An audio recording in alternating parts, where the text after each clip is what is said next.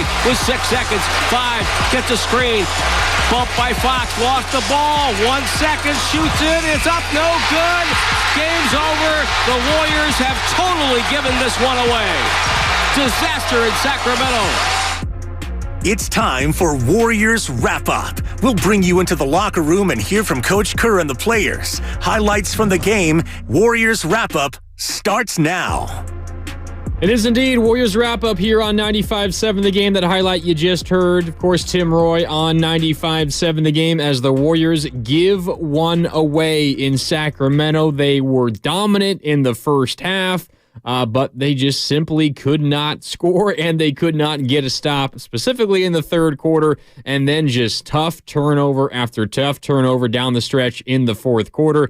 And as a result, the Warriors, they fall to the Sacramento Kings in excruciating fashion. Final score in Sacramento, 124 for the Kings, 123 for the Golden State Warriors. Mark Randy with you here on Warriors Wrap-Up on 95.7 The Game. Thanks so much for joining us here tonight. We got a lot to get to, and we want to hear from you, as always, here on Warriors Wrap-Up, so you can give us a call, 888-957-9570. That's also the Comcast Business text line, and I do have an eye on the YouTube chat powered by First NorCal Credit Union. You can visit youtube.com/957thegame. But I guess let's just begin at the very end of this game, how it ended. The Warriors certainly not in complete control like they were in the first half. They had a 24-point lead. Late in the first half, the Kings went on a 7-0 run to end the first half, and then they kind of slowly chipped away throughout the entire second half. But the Warriors were certainly in position to win this game with a minute left in the game. Andrew Wiggins, who was very, very good tonight. I know he had that 31-point game in that overtime loss against Oklahoma City, but, you know, in my opinion, his best game of the season was tonight. Against the Sacramento Kings. He was phenomenal, arguably the Warriors' best player tonight. He had a clutch tip-in with a minute left to put the Warriors in front 123-118. A 5-point lead with a minute left. There are very few scenarios and situations where you should lose that game. After the Wiggins tip-in, again, you lead by 5 with 1 minute left. After that, De'Aaron Fox drives, gets fouled. He splits a pair. The Warriors were very lucky. He missed 8 free throws tonight.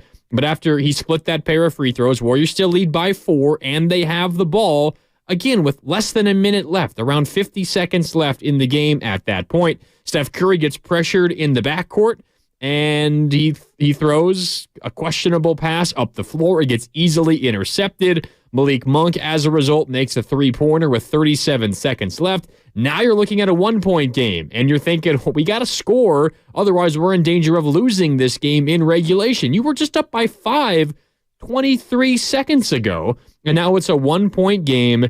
You have the ball, though, and what do the Warriors do? Draymond Green brings the ball up the floor, dribbles towards the corner, looks to find a pass, and miscommunication with Steph Curry, and he passes to the corner. Curry, at the moment that he's passing, cuts back up towards half court. The ball rolls out of bounds. Another turnover, so the Kings get the ball back. Another clutch Malik Monk bucket. This one, as you heard Tim Roy call just a few moments ago as we kick off Warriors Wrap-Up here on 95.7 The Game. A lucky shot, Malik Monk driving across the lane, hounded by Andrew Wiggins, kind of throws up a prayer, and it goes in. The Kings take the lead. Steph Curry, with 7 seconds left, dribbles the ball up the floor, kind of loses it momentarily, and then has to just take a really deep, like a 35-foot fadeaway three just before the buzzer. It's short, off iron, ball game over. Warriors find a way to lose tonight by a final score, 124-123. I think, without question, the roughest loss, the worst loss for the Warriors so far this season. It was ugly, ugly, ugly for really the entire second half in this one. Again, it's Warriors Wrap-Up here on 95.7 The Game. Mark Randy with you. We want to hear from you. Give us a call, 888-957-9570. And I do have my eye on the YouTube chat powered by First NorCal Credit Union. You can also give us a text. Again, 888-957-9570. Seeing a lot of upset Warrior fans.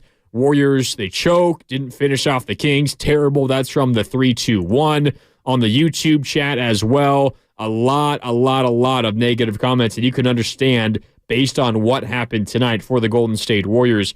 Things were going fantastic for the Warriors. The Warriors led 72-48 late in the second quarter. 72-48, a 24-point lead with about a minute left in the first half. The Kings, they go into the halftime break with a little bit of momentum. They score 7 consecutive points to close the half. There was kind of a Steph Curry hunting for a 2-for-1, a really deep three he missed. Kings turned it into a bucket on the other end. Then the Warriors commit a turnover, and that was really the story of this entire game for the Warriors. Even when they were rolling in the first half, they were still committing turnovers, but a turnover there at the end of the first half, it takes away your 2-for-1 opportunity. Your 2 opportunities in that 2-for-1 turned into a really deep, tough three that missed, and then a turnover, and you end up giving the Kings 2 buckets when at most you should only be giving up 1. So a little bit of a momentum shift there at the end of the first half. Instead of being up 24, maybe even 26, you could have added on to that lead when you were up 24 with a minute left. Instead of being up 24 or more or around there, you're only up 17. You're still feeling good about yourselves, but you're only up 17. So a bad moment there for the Warriors at the end of the first half, and it just kind of bled into the second half, and the Warriors could not get a footing in this game again. At that moment, late in the first half, when the Warriors were up 72-48, again, a 24-point lead at that point, the Kings come all the way back to win by 1. From that point on, again, the entire second half and the final minute of the first half, the Kings outscored the Golden State Warriors 76-51. Through the final 25 or so minutes of basketball in Sacramento tonight, Kings 76, Warriors 51. That is ugly. That is ugly. And when you start to look at some of the numbers in this game, there was a lot of positives that came out of this game for the Warriors. Specifically, I mean, you look at some individual numbers. I mentioned Andrew Wiggins off the top. Arguably, his best game of the season. Not a season high in points. He scored 31 in that tough overtime loss to Oklahoma City. 29 points. He had 10 rebounds, 3 assists, turned the ball over 3 times. But other than that, he was incredible in this game. 11 for 18 from the field, made a couple of 3-pointers. I mentioned that clutch tip-in with about a minute to go that pushed the Warriors' lead to 5, and what at the moment kind of seemed like the play that might be the number one reason why the Warriors win this game. That was a really big bucket. Make it a 2-score lead with a minute left. Ultimately, it wasn't enough. The Warriors would not score after that tip-in by Andrew Wiggins, but you get 29 points from Andrew Wiggins. He was really good. A double-double. 29 and 10 from Andrew Wiggins. Klay Thompson started off hot. He finished with 20 points. He also had 9 rebounds and a couple of assists. He finished 6 for 14 from the field, 3 of 9 from 3. But he was hot to begin, and he's a big reason why the Warriors built that 24-point lead at one point in the first half. Steph Curry was great, except for some turnovers, specifically in that fourth quarter. But Steph, 29 points, 10 rebounds, 6 assists, a double-double for both Stephen Curry and Andrew Wiggins. Curry made 4 threes once again. Draymond Green returned. He made a couple of 3-pointers. He had 8 points, 6 rebounds, and 3 assists. You liked a lot of what you saw from the Golden State Warriors tonight, but they just can't close out games. They really struggle in those moments. They've proven that almost time and time again so far this season.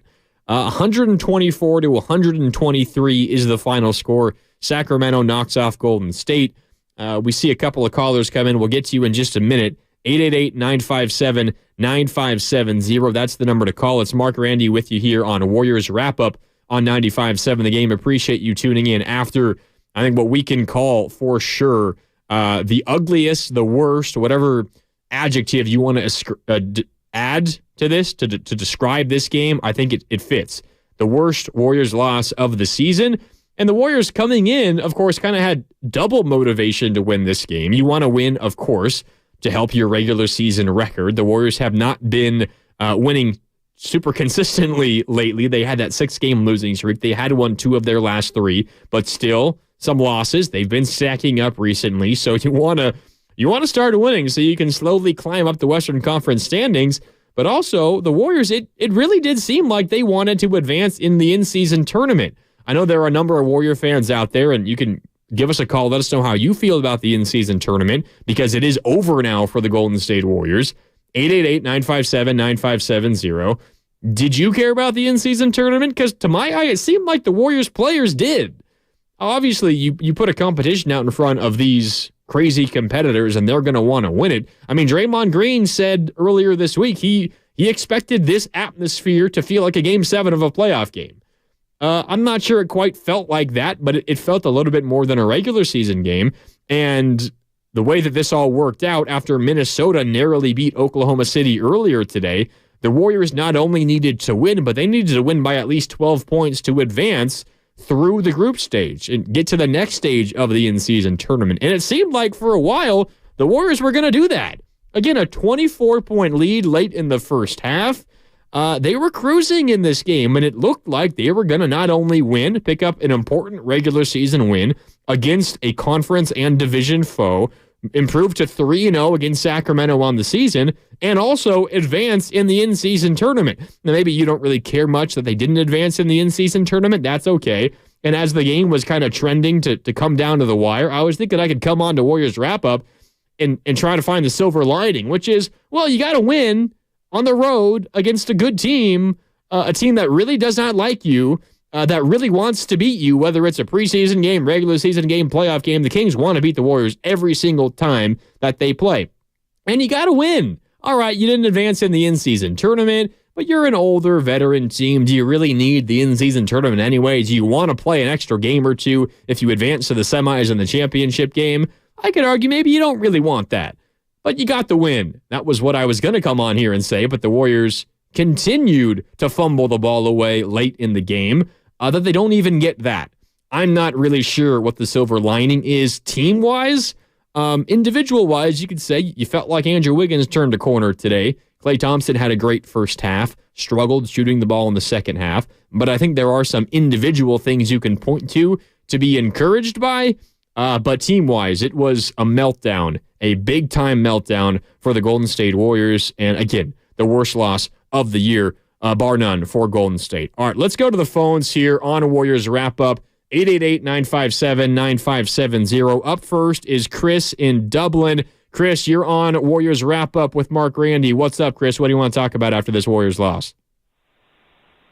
Hey, what's going on, Mark? I mean, there's a few things to talk about, right? I mean, like you said, Klay was great in the first half, absolutely terrible in the second half. Not sure what Kerr is looking at when Moody is making all of his shots, hustling on both ends, and he goes back to Klay. Like you said, Klay was great in the first half, terrible in the second half. I have no clue what Kerr is doing. He's clearly not maximizing our talent or potential. He's playing his veterans.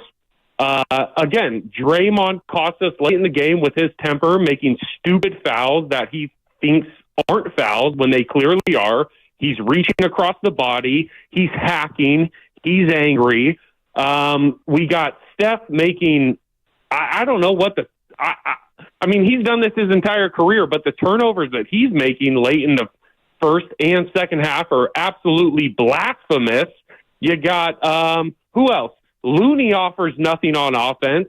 You got Corey Joseph playing the same amount of minutes as Moses Moody, who, by the way, is shooting over 80% in his last 3 games, but averaging 13 minutes a game. I mean, the team is managed by Kerr, who's living in the past. You got players who are out of their prime. Curry's past his prime. Thompson's past his prime. Draymond's past his prime. I don't know what else to say. He's not playing the right rotations. Sure, this team could be a lot better, but at the end of the day, they're not a playoff team. So why not play the young guys? What? Yeah, Chris, I mean, I think you have a lot of very valid points. There's plenty of blame to go around. That's for sure in this one. I know a lot of people. I'm seeing it on the YouTube chat powered by First NorCal Credit Union, Also on the Comcast Business text line, 888-957-9570 is that Comcast Business text line. Why did Steve Kerr sub out Moses Moody? That was something that I jotted down in my notes as well. Moses Moody did not play in the first quarter. Brandon Pajemski didn't play the entire game. And by the way, this was a game where Chris Paul got injured early and did not play much of the ball game. He only played like 5 minutes in this ball game. I can get you the exact number for Chris Paul. 4 minutes and 36 seconds for Chris Paul today. He left with what the Warriors called soreness in his leg. Doesn't seem to be anything too serious, but he only played 4.5 minutes in this game. You think as a result of that, the Warriors are going to need something from other guards. And the guard that Steve Kerr turned to more so than Moses Moody and certainly more than Brandon Pajemski was Corey Joseph. Corey Joseph got 8 minutes tonight. And they weren't terrible minutes. He did come in the fourth quarter at one point and immediately kind of dribbled out the shot clock and took a really tough fadeaway shot at the shot clock buzzer and got it blocked and immediately turned into a Malik Monk dunk on the other way. And that continued to ignite the crowd and bring Sacramento back. So you can argue about the Corey Joseph minutes. I would imagine the Steve Kerr answer to that Moses Moody substitution question is, and just in general, the Moses Moody minutes, 13 minutes for Moses Moody tonight. I imagine what he would say is, well, Moses Moody's not a point guard. We needed a point guard. When Steph Curry isn't on the floor, and also when Draymond Green isn't on the floor, we need a ball handler. And without Chris Paul, who is your other best ball handler? Now, you can disagree with Steve all you want, but he would tell you that it's Corey Joseph. And I know that that is not the most popular opinion. Corey Joseph has played very sparingly so far this season. And you could very well disagree with that, and I think that's a very fair opinion to have. I'm just telling you, I think that's what Steve Kerr would say. Now, where it gets tricky is you didn't sub Moody out to bring in another ball handler, because at that point, Stephen Curry was on the floor. And what we're talking about was in the fourth quarter, when Moses Moody was keeping the Warriors afloat in this game. He was scoreless through three quarters, hardly even played through three quarters. He opened the quarter with a driving dunk from the right corner. He made 3 3-pointers, including 2 back-to-back. It felt when Sacramento was about to kind of storm away with this game. He kept your team afloat. He made 3 threes. He made 2 others that didn't count. One because there was a blocking foul called on the pass before the kick out to Moody. It didn't count, but he made that shot. There was another that was called off because of a Klay Thompson illegal screen. Moody, after the illegal screen was called, or kind of simultaneously, made a 3 as well. He was really, really good in limited action tonight. 4 for 4 from the field, 3 of 3 from downtown, scored 11 points, all of them in the fourth quarter. So at that point, he's riding high. He's really the reason that you're in this game. And then Moody checks out. And I think it was actually Andrew Wiggins that came in. I believe the caller said that it was Klay Thompson that came in for Moses Moody, but he came in for Andrew Wiggins. Now, maybe the point that you could make is bring Wiggins in, but bring him in for Klay Thompson, and you can move Moses Moody to the 3. You could run with a lineup of Steph, Moody, Wiggins moving forward in your front 3 spots there, and that's certainly viable. Similar to how Steve Kerr views Jonathan Kuminga as a 4 more than a 3, he also certainly views Moses Moody more as a 3 than a 2. I think that's what Steve Kerr would argue there as well. He feels much more comfortable with Klay Thompson handling the normal 2 guard duties, the shooting guard duties, as opposed to Moses Moody. You might disagree, and that's totally fine. And I think in this specific game, you have an argument because Moody was the reason you were in the game in the fourth quarter, and he got subbed out kind of right in the middle of his hot streak. I think the other area where you can maybe point to Steve Kerr in this game, and it's Mark Randy with you here on Warriors Wrap-Up on 95.7 The Game.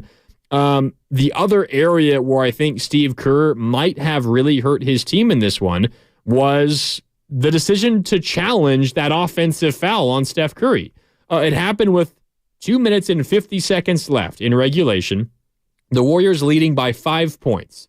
Steph Curry on the right wing, I think he comes off of a screen and takes one of his patented kind of falling away three-pointers. There's a couple of guys on him, and he kicks out his right leg on his follow-through, and he gets called for an offensive foul. The shot misses.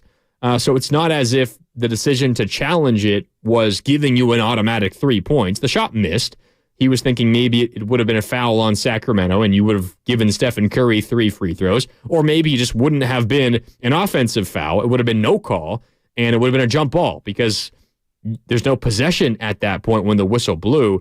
So I'm not even sure there was a ton to gain, even if you did win that challenge, because I think there's a very real possibility that if you even win that challenge, it's just going to be a no call. And it's going to be a jump ball, and there's no guarantee you even get the ball at that point.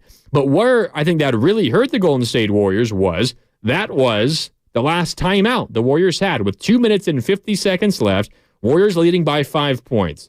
What seemed to my eye, I don't know how you guys feel. You can let me know on the Comcast Business text line, 888-957-9570. Also on the YouTube chat, powered by First NorCal Credit Union. That seemed like a clear offensive foul to me. I'm not exactly sure what advice the bench was giving Steve Kerr on that one, because I'm not sure Kerr had a good look at a replay in time where he had to make that decision to challenge it or not.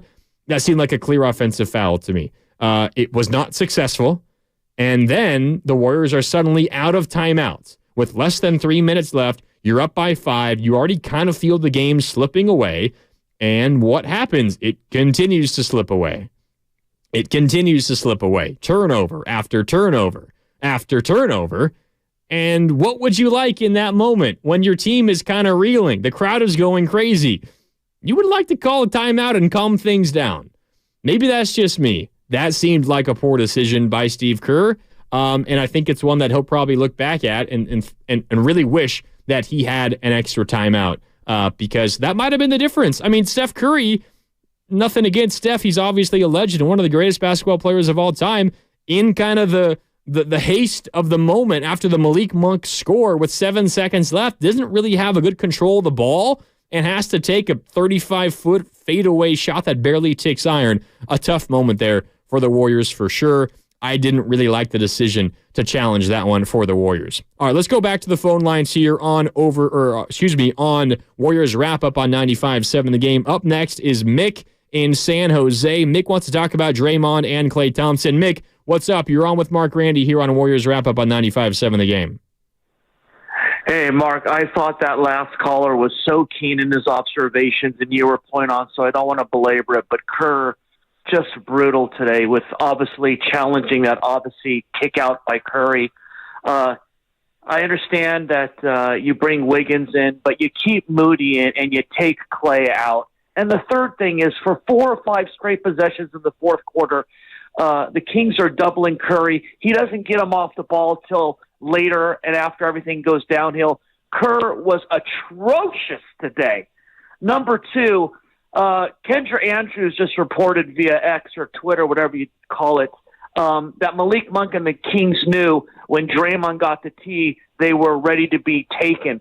Here's Draymond again, making it about himself and hurting the team. And I just wish once Curry, who's a gentleman and one of the 7 best players of all time, I just wish once he would yell at Draymond or make him accountable and show him up, because that's what Draymond needs. And just the last 2 points, please. Kuminga is no one you can rely on. He's athletic. He floats. He's not mentally there consistently. This guy will never be an all-star. Never. And lastly, I love Klay Thompson. I got his Washington State jersey signed, his jersey signed, shoe signed of him. But let's make this clear. Klay Thompson can't dribble. He can't play make. He's not the shooter he used to be. He had a decent first half. He was atrocious in the fourth quarter. And his body language is it's brutal. And this team will not get out of the second round this year if we're lucky. Thank you, Mark. I'd love to hear what you think. Thanks. Yeah, appreciate the call, Mick. I think very valid points as well.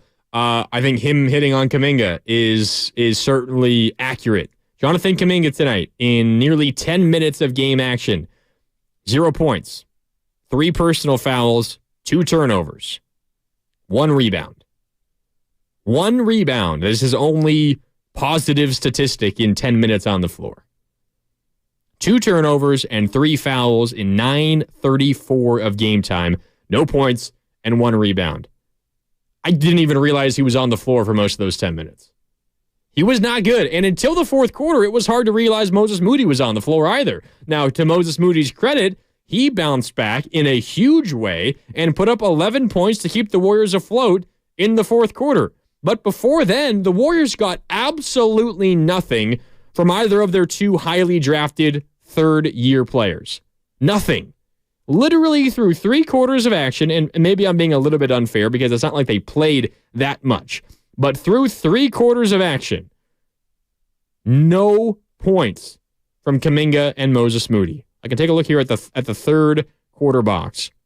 Through 3 quarters for the Warriors, Jonathan Kuminga played 9 minutes and 34 seconds, so he did not play at all in the fourth quarter. Moses Moody played 5 minutes and 31 seconds. And the Warriors, so 15 combined minutes from their 2 third-year highly drafted players, 0 points in 15 minutes from those 2 guys. In a game where you're playing without Chris Paul essentially for the whole game, Gary Payton goes out as well in the second half. It's Draymond Green's first game back. Now, the only reason you're in it, despite the fact that you got nothing from Kuminga and Moody until that fourth quarter, is because Wiggins showed up. Wiggins was incredible in this game. Again, 29 points for Andrew Wiggins, 10 rebounds. Klay Thompson helped you get out to that big lead early. He had 20 points. Also 9 rebounds for Klay, 29 for Stephen Curry, 10 rebounds, and 6 assists. But the big number for Klay Thompson, a game-high 5 turnovers. Pardon me, for Steph Curry, not for Klay Thompson. A game-high 5 turnovers for Stephen Curry. The turnovers are the reason the Warriors lost this game. 18 turnovers, and they also committed a ton of fouls.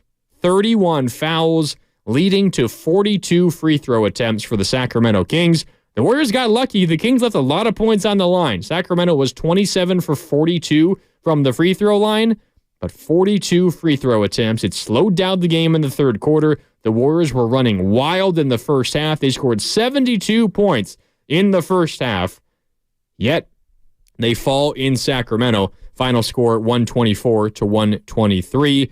So Warriors wrap up here on 95.7 The Game. Mark Randy with you. Let's go back to the phone lines. Up next is Mark in Millbrae, wants to react to a sloppy Warriors game. Mark, what's up? You're on Warriors wrap up here on 95.7 The Game. How you doing? Hey, what's up, man? Yeah, just terrible all around. Warriors blame themselves again. Their shot selection down the stretch. The turnover just continually kill them. And I got a question, Kerr. You ride the hot hand. You don't put Klay back out there when you're struggling second half. Moody has a rhythm going, perfect from the field, and you pull him. It's just a couple of those rotations. You know, he's a vet. He likes to go to his veteran-laden guys, but if they're not performing, you can't throw them back out there. You got to go ride the hot hand, and I just think that with the longer that challenge, as you meant to really cost them the game, and just inexcusable. You shouldn't even been in that position to where you should allow the Kings to have the chance to come back in that game, and even giving Monk that chance to hit that. It was a lucky shot. He made it, but still, just all those factors. Just the Warriors. That's why they find the position where they are right now, and they can't afford to do that because this team isn't as talented. They've got to, besides Curry, really nobody's really playing that well overall, and the West is a lot tougher. So the Warriors cannot afford to put themselves and give away these games late with their own self-inflicted errors. And if they continue to do this, man, I don't even know this year they're going to be able to make the playoffs. If they do, they're going to probably be a bottom-of-the-run playoff team once again. And I don't know, with the way the West is loaded, they're going to be able to make a run this year. So hopefully they can clean this up. Curry really needs to get on Draymond and stop killing his team with his dumb technical fouls in critical situations. It's just enough's enough. Draymond's really got to rein it in, man, because he's killing his team right now, and he's not good enough to really be putting the Warriors in situations. So they got to get everything together. You got a tough Clippers team. I know they're struggling on Chase Thursday night. Hopefully it starts then, man, because this can't continue, man, with the way they're going. So hopefully they'll clean up sooner than we think. Yeah, good call, Mark. Appreciate you tuning into Warriors Wrap-Up here on 95.7 The Game. Quickly, before I react to that, wanted to let you know that you're listening to 95.7 The Game, KGMZ FM and HD1 San Francisco, always live on the free Odyssey app, Twitch, and YouTube, powered by First NorCal Credit Union. I'm not so sure I disagree with Steve Kerr bringing Klay Thompson back into the game, and we can look at what his second-half numbers were. In about 19 minutes in the second half, Klay Thompson, 3 points. Not good. 1 of 5 from the field. It's not like he was just putting up every shot that he touched. I thought his decision-making was a little bit better tonight. There were some moments where he kind of hoisted some tough ones. Part of that is probably because he was feeling himself a little bit as a result of putting up 17 points in that first half. But I thought he reeled himself in just a little bit. But I totally understand the argument of you got someone in Moses Moody who's making everything that he puts up. 11 points in the fourth quarter, and it could have easily been more. Again, 2 threes that were called off because of whistles. One a defensive foul, one an offensive foul that he made. It didn't count. He could have easily had 17 points in the fourth quarter. Who knows what would have happened if he stayed on the floor. If you're Steve Kerr, I get it's a difficult decision, but you probably have to find a way to keep Moses Moody on the court. Maybe that comes at the expense of Andrew Wiggins. Maybe without GP2, maybe you go ultra small and you take Kevon Looney off the floor. I don't know, but I get Steve Kerr wanting Klay Thompson to stay on the court. I just think that can't be the only reason why Moses Moody does not get more minutes when he is going crazy in that fourth quarter. Maybe you go ultra small. You run Draymond at the 5, Moody or Wiggins at the 4, whichever you prefer, the other at the 3, and then Klay and Steph. Maybe that's the solution for the Golden State Warriors in this one. It's what they do sometimes with GP2. I know GP2 is, while he's shorter than Moses Moody and Andrew Wiggins, he plays more like your prototypical 4 does as opposed to Moody or Andrew Wiggins. But the Warriors go to that short lineup often in crunch time. Maybe this was a moment to try that one out. And then the other thing that Mark brought up on the phone lines is that Draymond Green moment in the second half where he gets teed up. And it all stemmed from early in the fourth quarter. He was guarding Trey Lyles along the baseline, and this is kind of in the middle of a Sacramento run, and Trey Lyles is kind of being hounded by Draymond. He's trying to spin away from pressure and kind of sends a forearm, not an elbow, it didn't seem to me, but a forearm kind of to the upper chest, maybe around the neck. Maybe it just barely caught a part of the chin, but it wasn't a vicious forearm. It wasn't like he was elbows out, swinging like crazy. And there was certainly contact, again, to the upper chest, maybe the throat area of Draymond. And he kind of initially bounced back a little bit, feeling that contact, and then maybe a half a second later, flopped and fell over and stayed on the ground for maybe 10 seconds. And even you could see Steve Kerr on the sideline begging and pleading with Draymond to get up and run down the floor. We got to run a set here. This is a big moment in this fourth quarter. Draymond, we need you. Get down the floor. Get in the set. We got to score here. He eventually did get in the set. I think the Warriors got fouled. They sent someone to the free throw line. When that's happening, Draymond is complaining the entire time. Eventually, Sacramento comes down the floor the other way, and Draymond argues for a carrying violation against Sacramento. I think it might have been Malik Monk. And he did kind of the very aggressive handling or carrying signal that a ref would do when calling carrying. And that's what got him the technical. And then I believe it was the very next possession after that whistle where he's guarding Malik Monk near half court and kind of really aggressively almost body checks him and gets called for a foul. And I don't know how you guys all feel. You can let me know, 888-957-9570. You can also let me know on the YouTube chat powered by First NorCal Credit Union.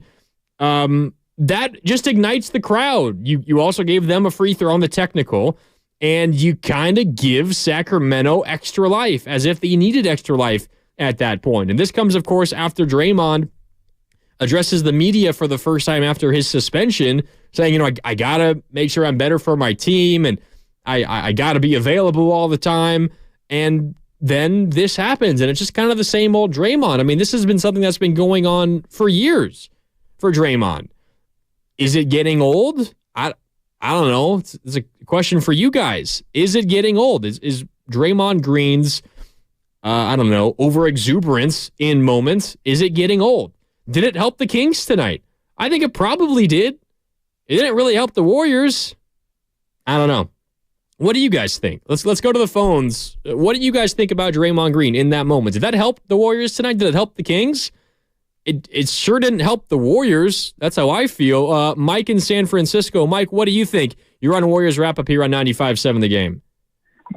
Yeah, I just wanted to reiterate kind of what you and what all the other callers have been saying.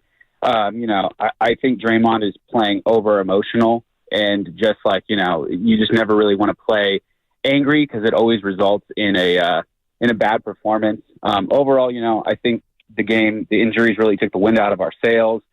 I think the vets really did their part in the first half. And then in the third, I think it was time for some younger legs to, give those guys a little bit of a rest. Moses Moody goes on 4 for 4, 3 straight threes, although one doesn't count. Steve Kerr pulls him.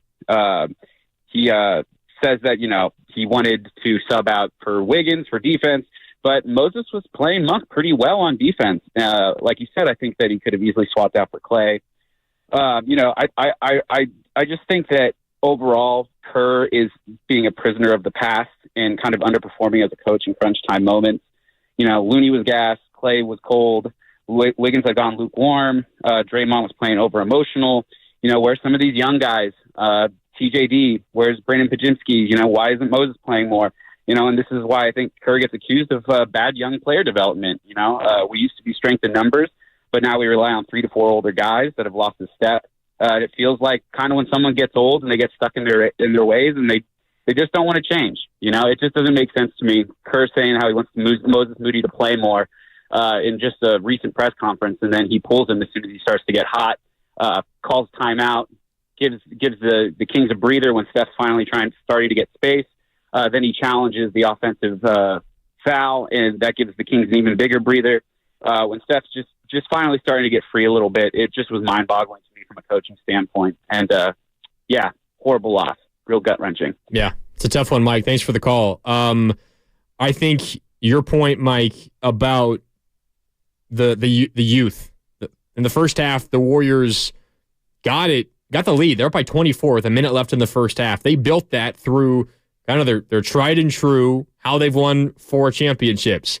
They got up and down the floor. They were outrunning the Sacramento Kings, the younger, much younger Sacramento Kings, and they built a 24-point lead as a result.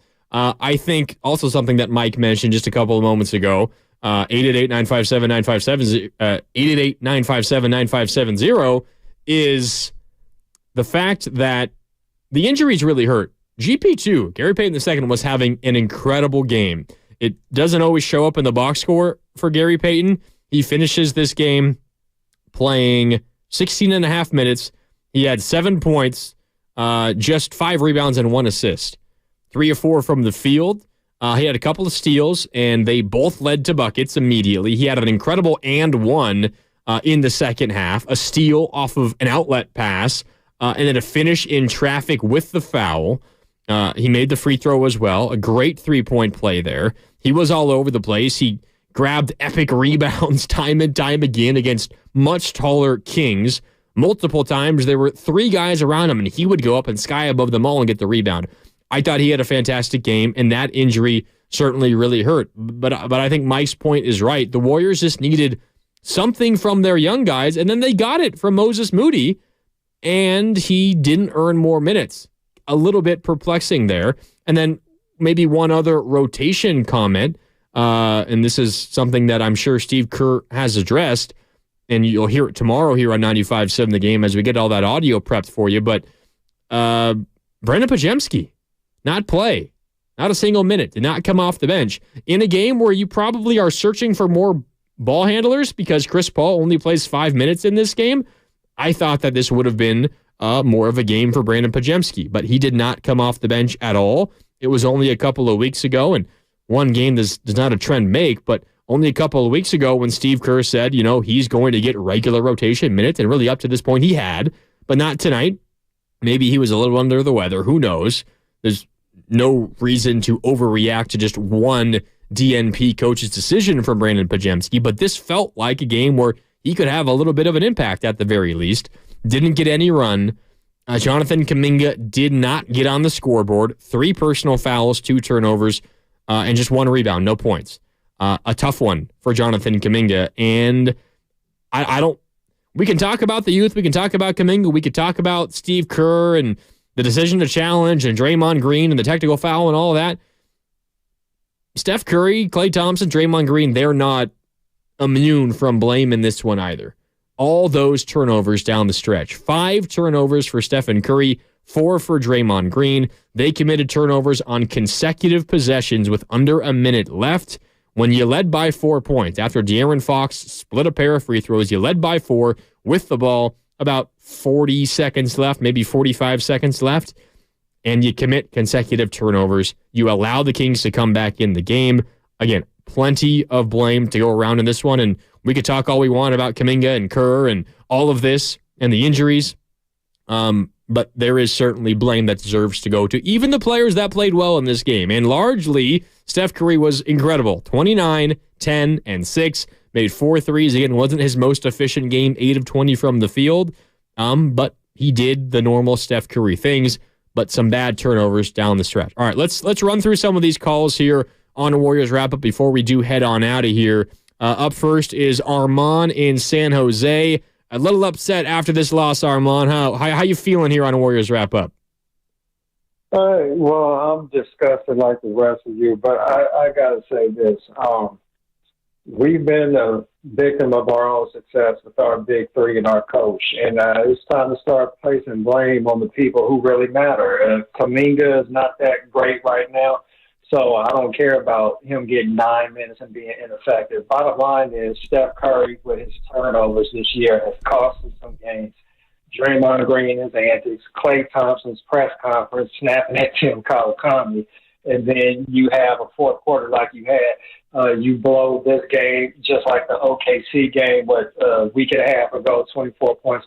Bottom line is this, the signs are there. There's a change in the guard in the league. We can't keep up. We're doing a lot of dumb things to hurt ourselves, and it's time to place blame on the people who matter. That is the big 3, and that is Steve Kerr. I don't need to regurgitate what you guys said about Moody. It was dumb, but at the end of the day, it's like this. If you want to win the game, you play the players that are giving you the best chance to win a game regardless of who they are replacing. So if that means it's Klay Thompson, sorry, Klay, you need to sit down for Moses Moody. If it's not Klay, then take out Moody. Bottom line is when you're trying to win the game, I don't care what your name is. I want the guys that are contributing to winning. He was on a hot streak, and Kerr even said he deserves more playing time. But you're the coach. You control it. You don't give it to him. You want to get the vets in there to get a chance to win. At the end of the day, when you show me who you are, I believe you. I don't need to see more of that. So at the end of the day, they've got to make some tough decisions. They don't want to make it. The fans probably don't want to hear it. But there's a lot of ego in that building, and it's a lot of ego from the fans. I've heard fans say, we'll get it fixed. Look, we are in the same predicament we were in last year. And guess what, people? There is no Jordan Poole around this time to blame. Yeah, Armand. Good call. I think that the Golden State Warriors are in a spot, and this is a little difficult because you have all the history of Klay Thompson, and you can write it all off. He's not who he once was, and you got to ride the hot hand and all of that. I do think it's important to at least note that is an extremely difficult thing to do in practice because Klay Thompson, while he hasn't been very good this year, he still had his moments, and he still had stretches. He hit the game winner against Sacramento earlier this year. He was great in the first half, 17 points in the first half. And, I mean, the dichotomy from first half to second half, I mean, all over my Twitter in the first half was, oh, my God, thanks, Tim Kawakami. You woke up Klay, and you woke up this team. Thanks, Tim. This is great. The Warriors are back. And now in the second half, it's the same exact problems we've been talking about for the last few weeks, the last month now, almost, for the Golden State Warriors. So, I don't know. It's tough. It's difficult. And the Warriors do have, I think, some tough decisions coming up if these struggles continue. All right, a couple more calls here on Warriors Wrap-Up. Up next is Zach in Santa Rosa. Zach, what's up? You're on 95.7 The Game. How you feeling after this Warriors loss?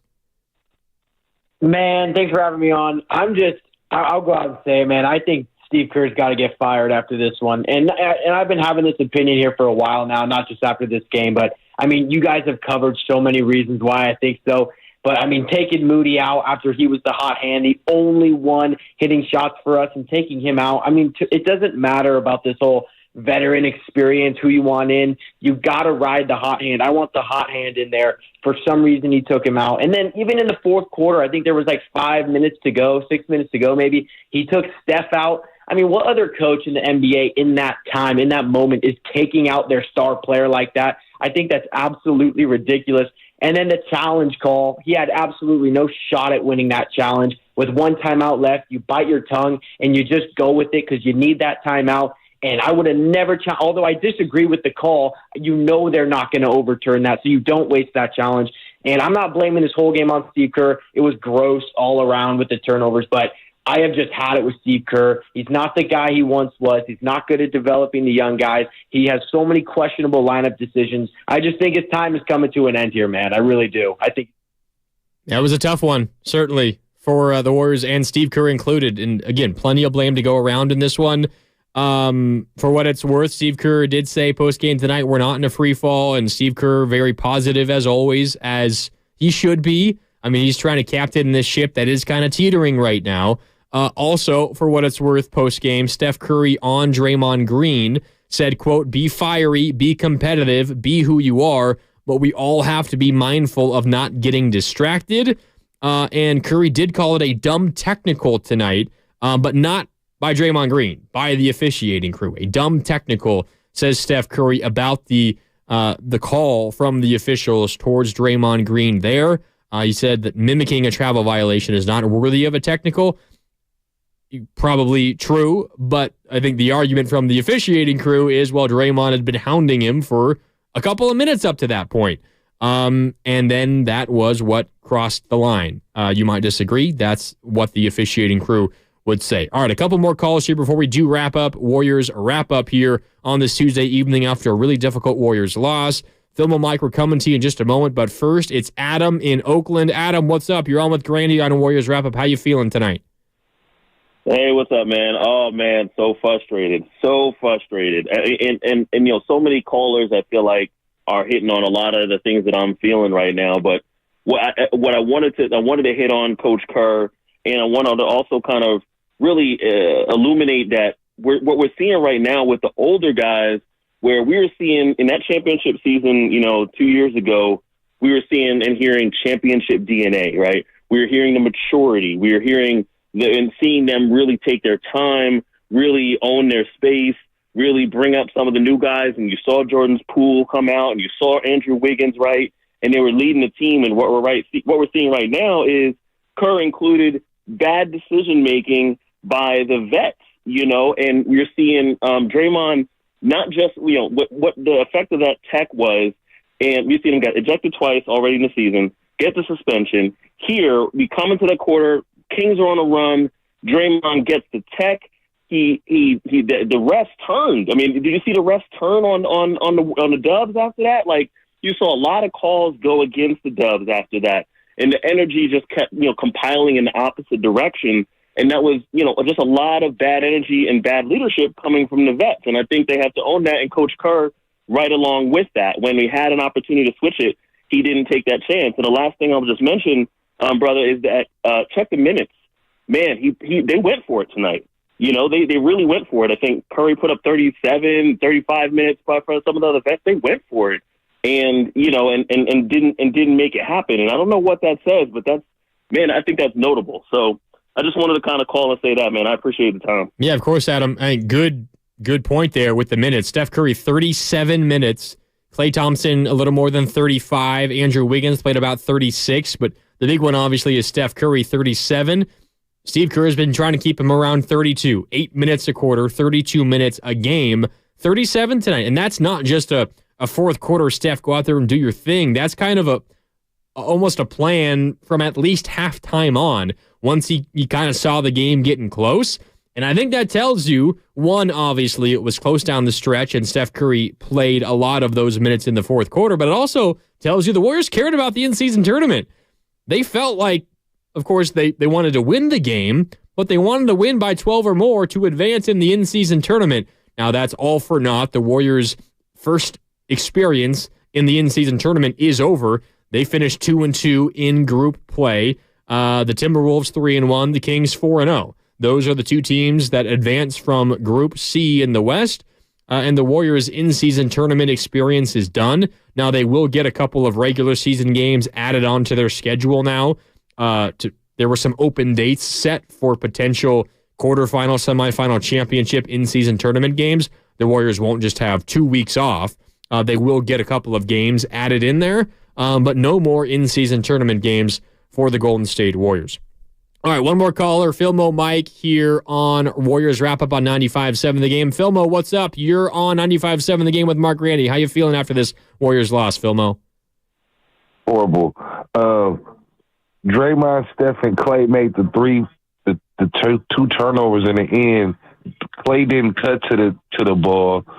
Steph Curry panicked. He always panicked at the end of games. I don't know why. He's a great player, but he makes a lot of turnovers at the end of the game. The closing lineup with I don't know what that was, and the Warriors haven't been able to close games for a couple of years now. Now Draymond played okay. You can't have that turnover at the end of the game. The technical foul was a horrible call, and the rest was horrible all night. They missed a lot of calls. Looney got hacked. He got fouled. Now, Steve Kerr is a basketball player. He's a shooter. Why would you take out the hottest player? And why did you take out Klay Thompson if you're going to take out somebody? He had been scuffling at the time. Why would you take out Moody? It made no sense. Stop playing Moody for a fool and play the man. Give the man some playing time, some run. He's earned it. Hey, Philmo, can I ask you a question, Philmo? Who would you want Moses Moody to play for? Like, give me your ideal five that includes Moses Moody to close that game. He should have took out. He should have substituted Wiggins for Klay Thompson. Moody's points was found gold because why? GP2 was out and Paul was out. So when Moody started killing, you gotta ride that, Kerr. Ride it. Why are you stopping the momentum because you say, "Oh, I want to go with my vets"? Your vets lost the game because they made three of your top vets made the turnovers. Yeah. No, I feel you. I feel Philmo, and I think a lot of Warrior fans do. I'm looking at the YouTube chat right now, and they're agreeing with you, Philmo, powered by First NorCal Credit Union. A lot of the same ideas as well on the Comcast Business text line, 888-957-9570 there. Moses Moody, a fan favorite, considering that he scored 11 points in that fourth quarter, then got subbed out. I said earlier, I understand keeping Klay Thompson out there. Maybe others don't. That's not an easy decision for Steve Kerr to make. Maybe it is one that he's forced to make soon if these struggles continue. Klay again was great in the first half. 17 points in the first half was one of the biggest reasons, maybe behind Wiggins, that they had that big of a lead in the first half. But yes, he struggled in the second half. But maybe you go small and you take Kevon Looney out, who also, as a couple of callers have mentioned, wasn't effective on the offensive side of the ball at all tonight. Not that he generally is going to score double figures, but Looney just 2 points tonight, only one shot attempt. He went 2 of 4 from the free throw line. Maybe you go ultra small, you run out Steph Curry, Klay Thompson, Moses Moody, Andrew Wiggins, and Draymond Green. Maybe that's the five you roll with. Would that have impacted the outcome of the game? I don't know, because likely Steph Curry and Draymond Green are still committing those turnovers.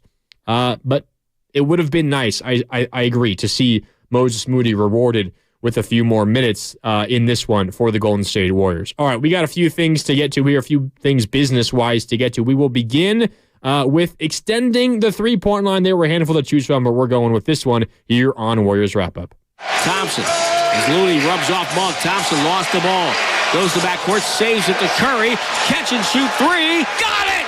What an assist by Klay Thompson.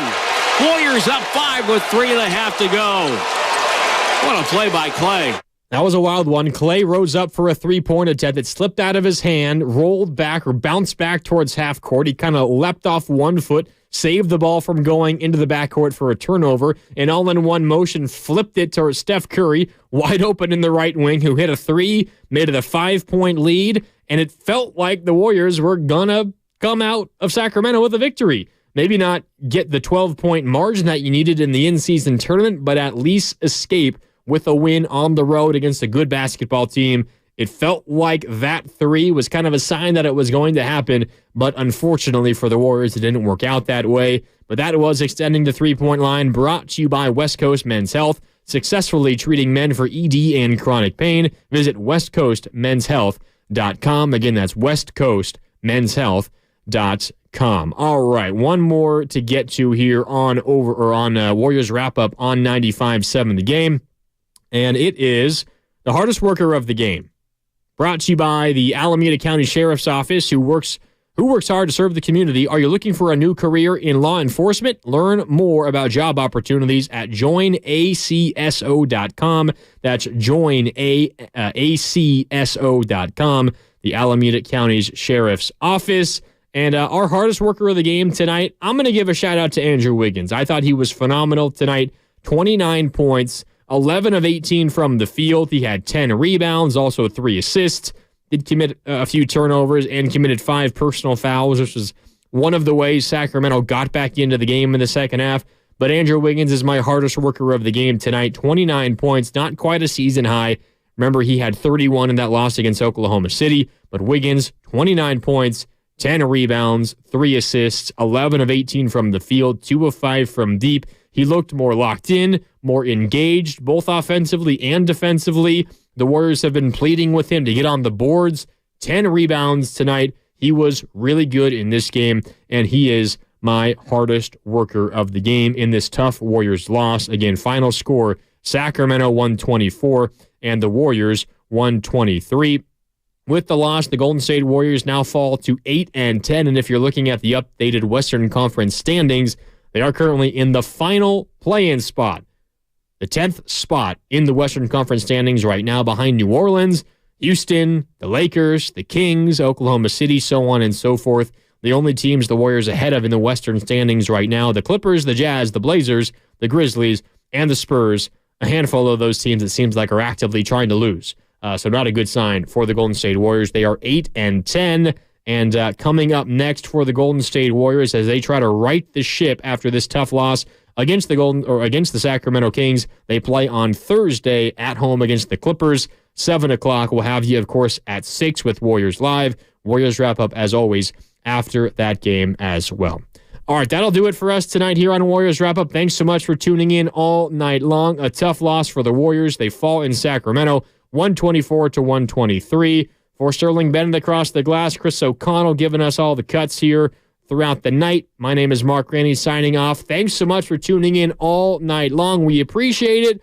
Hope you have a great rest of your Tuesday evening. With Black Friday savings all month long at the Home Depot, you